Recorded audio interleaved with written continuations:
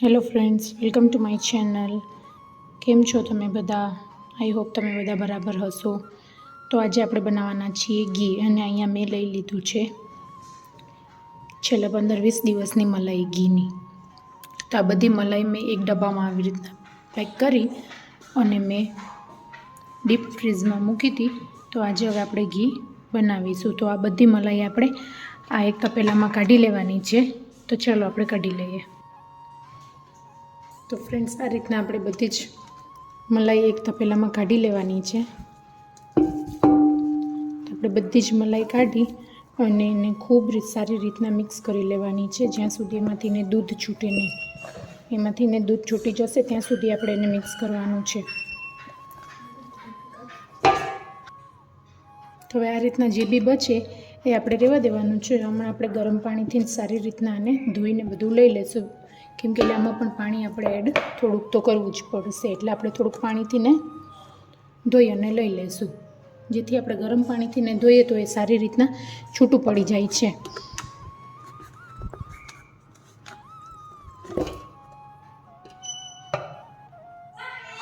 તો આપણે અહીંયા બધી જ મલાઈ સારી રીતના આપણે તપેલામાં કાઢી લીધી છે. અને જો ફ્રેન્ડ્સ, તમે પણ મારી જેમ કદાચ આ મલાઈ ડીપમાં મૂકતા હોય તો એને તમારે આગલે દિવસે રાતના નીચે ડીપમાંથી ને ઉતારી લેવાની, આખી રાત બહાર રહેવા દેવાની, એટલે સવારે એ સાવ સોફ્ટ થઈ જાય છે. તો હવે આપણે આમાં ગરમ પાણી નાખી અને બધા ડબલા સારી રીતે ધોઈ લઈશું.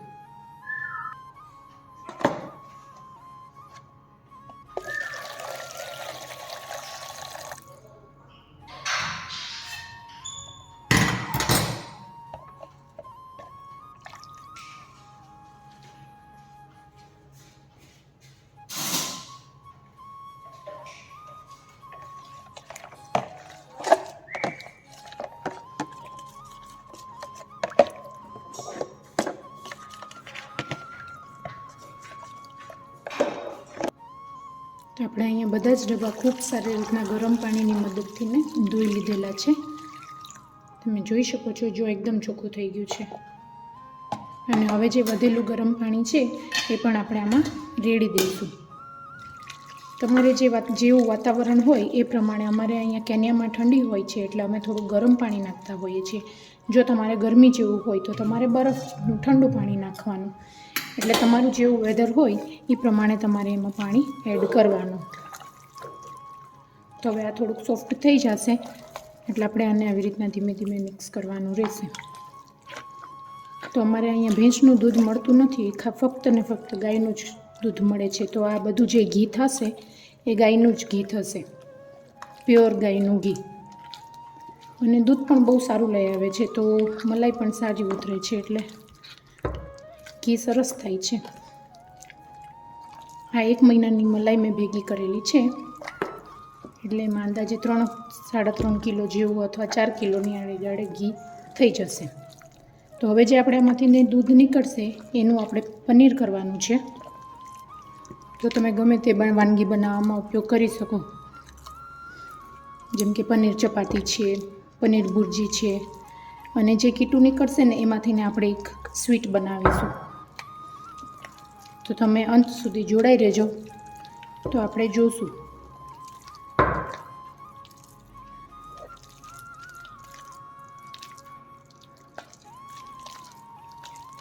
તો રીતના સારી રીતના આપણે મિક્સ કરી લેવાનું છે. જ્યાં સુધી આમાંથી ને દૂધ છૂટું ના પડે ત્યાં સુધી આપણે એને સતત મિક્સ કરવાનું છે. તો આપણે આવી રીતના એને સારી રીતના મિક્સ કરી લેવાનું છે.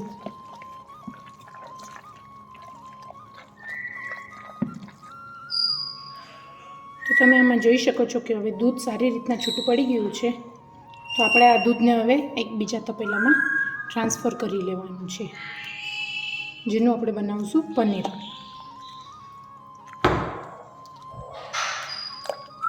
પનીર બહુ જ સરસ થાય છે.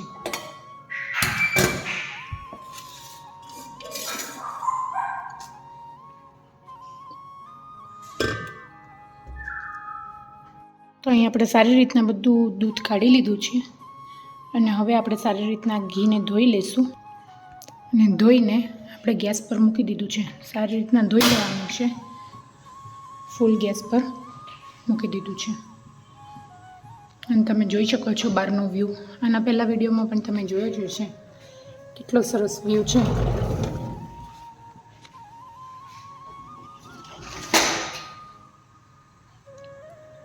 તો હવે આપણે આને મિક્સ કરતા રહેવાનું છે. અને બીજી બાજુના ગેસ પર આપણે પનીર થવા માટે દૂધ મૂકી દીધું છે, જે કે આપણે મખણમાંથી કાઢ્યું હતું.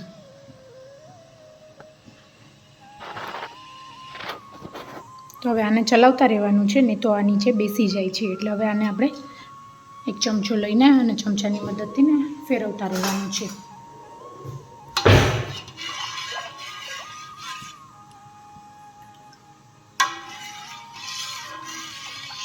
આ ખૂબ જ સરસ રીતના ગરમ થઈ ગયું છે. અને હવે આપણે એમાં એડ કરવાના છીએ થોડું વિનેગર.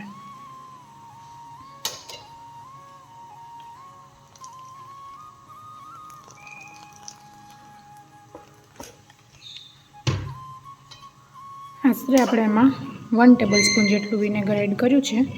અને આવી રીતના સતત આપણે મિક્સ કરતું રહેવાનું છે, અને ચલાવતું રહેવાનું છે, જેથી કરીને નીચે બેસી ના જાય. થોડીક જ વારમાં તમે જોશો કે એમાં પનીર થઈને તૈયાર થઈ જશે. જો તમે જોઈ શકો છો, આમ ઓલમોસ્ટ તમને દેખાવા માંડ્યું છે પનીર. અને આ બાજુ આપણું ઘી પણ થાય છે. તો જોડે જોડે ઘીને પણ આપણે ચલાવતું રહેવાનું છે.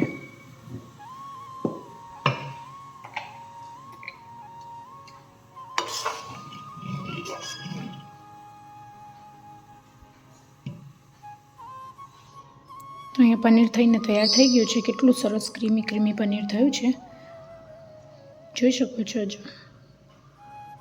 તો હવે આને આપણે ઝીણા હોલવાળી જે બી ગળણી હોય એમાં આપણે ગાળી લેવાનું છે સારી રીતના.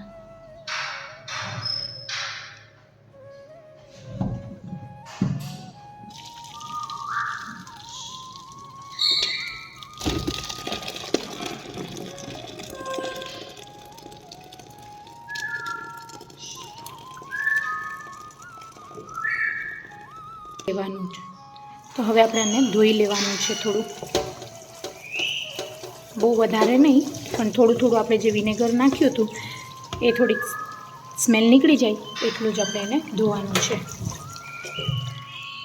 તો આપણે અહીંયા પનીરને સારી રીતના ધોઈ અને નીતરવા માટે મૂકી દીધું છે.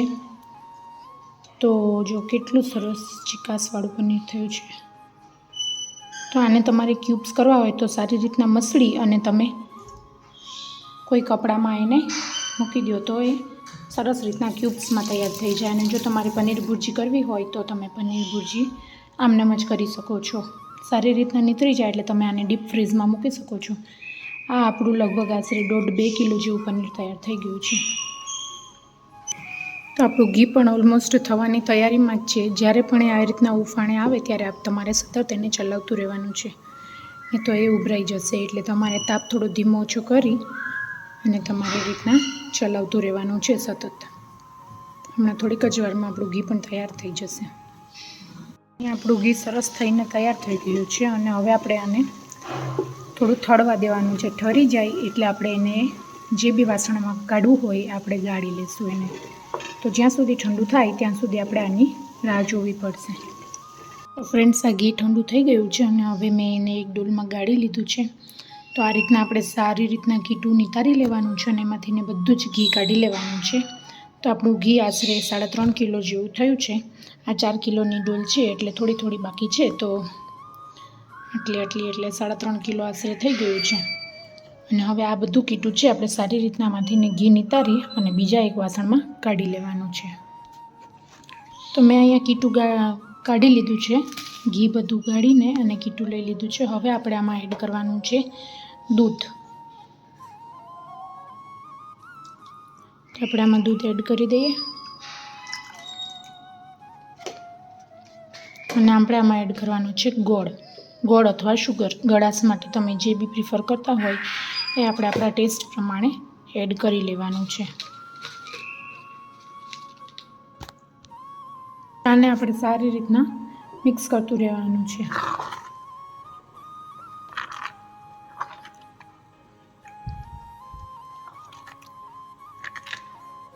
નહીં તો તરત જ નીચે બેસી જશે, એટલે આપણે આને સતત ચલાવતું જ રહેવાનું છે.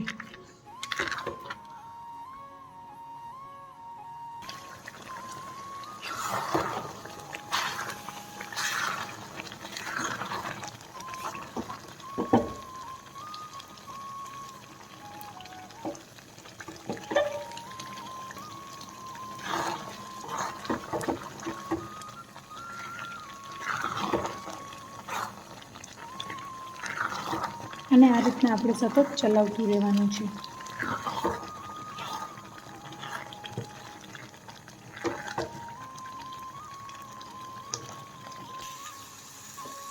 તો આને આપણે મિક્સ કરીએ છીએ, ચલાવીએ છીએ સતત. એની 5 મિનિટ થઈ ગઈ છે, છતાં પણ હજી થોડું કામ કરો તો પાણીનો ભાગ હોય ને એવું લાગે છે, એટલે સતત હજી ચલાવતું રહેવાનું છે. જ્યાં સુધી પાણીનો ભાગ બળી ના જાય ત્યાં સુધી આપણે એને ચલાવતું રહેવાનું છે. અને વચ્ચે ચાખી લેવાનું છે. આપણે મોડું લાગતું હોય તો હજી ગોળ કે ખાંડ ઉમેરી શકાય. અને પછી આ રીતના થાળી લઈને અને ચોકીમાં, થાળીમાં તમને જેમ ઠીક લાગે એમાં તમે ઢાળી શકો છો. અને થોડું ઢીલું રહી જાય તો પણ ચાલે. તમારે વધારે દિવસ સ્ટોર કરવું હોય તો પછી એ બગડી જાય, એટલે થોડુંક કડક કર્યું હોય ને તો એ બગડે નહીં, લાંબો ટાઈમ સુધી બહાર રહે, ફ્રીજમાં રાખવાની જરૂર ના પડે એને. તો આપણે થોડુંક કડક કરી લઈએ એટલે આપણે ફ્રીજમાં સ્ટોર કરવાની જરૂર ના પડે.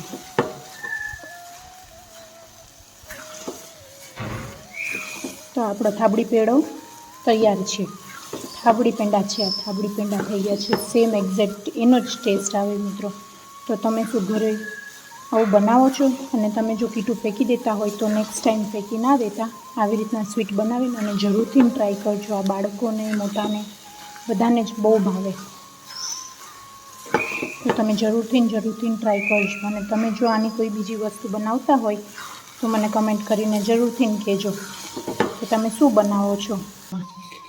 તો આ થાળીને ગ્રીસ કરવાની કે કશી જ જરૂર પડતી નથી, કેમ કે એમાં ઘીનો ભાગ હોય છે, એટલે આ ચોંટતું નથી.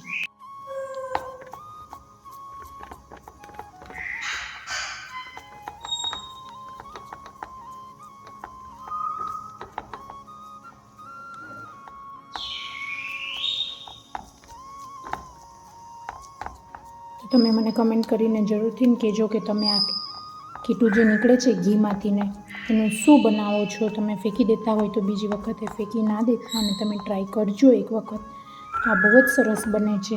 તમારે ઘી બધું જ નીતાળી લેવાનું છે અને સરસ રીતના નીતાળી અને પછી આ બનાવવાનું છે. એમાં થોડુંક દૂધ નાખવાનું અને ટેસ્ટ પ્રમાણે ખાંડ કે ગોળ નાખીને અને ચલાવતું રહેવાનું છે. તો આ રીતના તમારી થાબડી તૈયાર થઈ જશે. તો ફ્રેન્ડ્સ, અહીંયા આપણી ત્રણેય વસ્તુ બનીને તૈયાર થઈ ગઈ છે. અહીંયા આપણું તૈયાર થઈ ગયું છે ઘી, અહીંયા થઈ ગયું છે આપણે જે ઘીમાંથી કીટું નીકળ્યું હતું એની થાબડી, અને અહીંયા જે દૂધ નીકળ્યું હતું એમાંથી આપણે બનાવ્યું છે પનીર. તો પનીર મેં ક્યુબ્સ નથી કર્યા આજે, બિકોઝ કે મને પનીર ચપાટીમાં યુઝ કરવું છે, એટલે મેં એમનેમ જ પાણી નીતારી અને એક ડબ્બામાં સ્ટોર કરી લીધું છે. તો તમે પણ જરૂરથી ટ્રાય કરજો અને મને કમેન્ટમાં કહેજો કે તમને આ કેવી લાગી રેસીપી. તો આજ માટે આટલું જ. Bye bye. મળીએ નેક્સ્ટ વિડીયોમાં. જય શ્રી કૃષ્ણ.